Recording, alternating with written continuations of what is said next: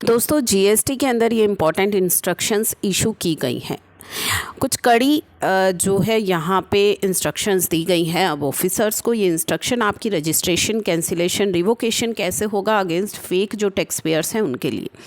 कुछ इश्यूज सामने आए थे जिसमें लगाया गया था कि जो प्रॉपर ऑफिसर है they are attending the registration applicants last date पर एंड उनको बहुत ही कैजुअली वेरीफाई कर देते हैं रजिस्ट्रेशन को।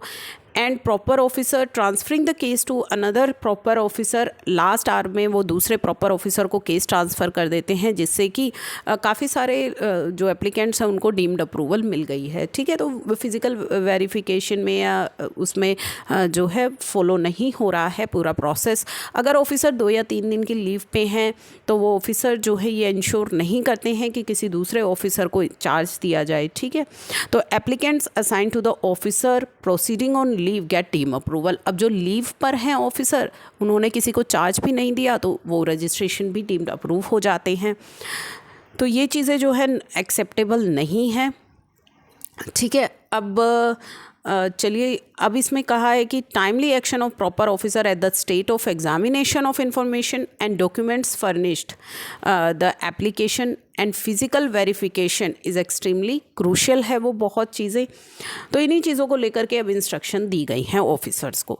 No circumstances, under no circumstances, किसी भी परिस्थिति में जो न्यू रजिस्ट्रेशन की एप्लीकेशन है वो डीम्ड अप्रूव की जाएगी due to the inaction of proper officer within the time prescribed. यानी कि without any action, proper officer के बिना, उसके एक्शन के बिना कोई भी रजिस्ट्रेशन अब डीम्ड अप्रूव नहीं होगा।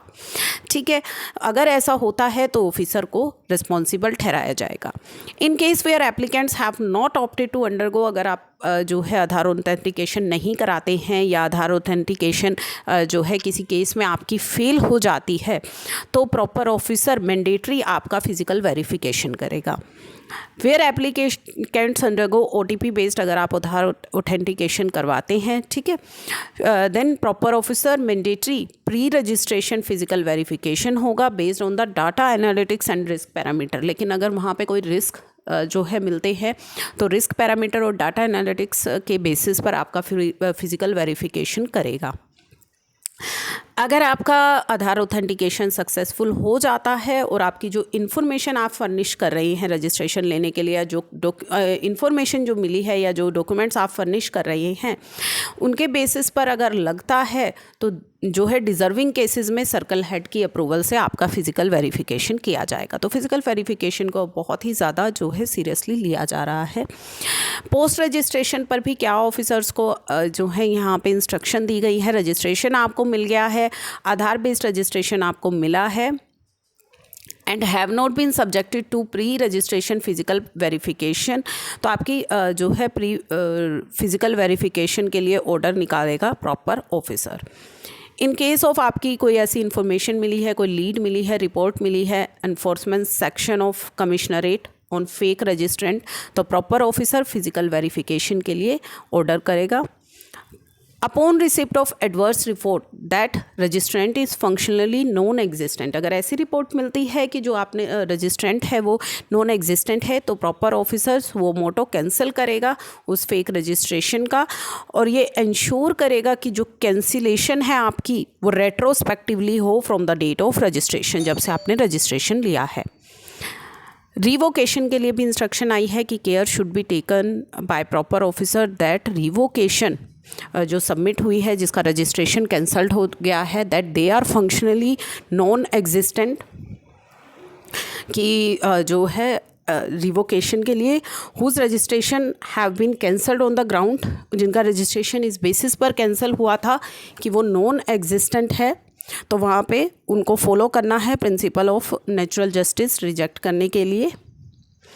If fake entities after cancellation, अगर आप फेक एंटिटी है, रजिस्ट्रेशन आपका कैंसिल हुआ है इस बेसिस पर कि आप फेक एंटिटी हैं, आप नया रजिस्ट्रेशन के लिए अप्लाई करती हैं इंस्टेड ऑफ रिवोकेशन, ना करा करके नया रजिस्ट्रेशन लेना चाहते हैं, तो केयर शुड बी टेकन कि एप्लीकेशन फॉर रजिस्ट्रेशन में बी कंसिडर्ड फॉर रिजेक्शन, तो आपकी एप्लीकेशन को रिजेक्ट किया जाए आफ्टर फिजिकल वेरिफिकेशन। ठीक है, फिजिकल वेरिफिकेशन ज़रूर होगी।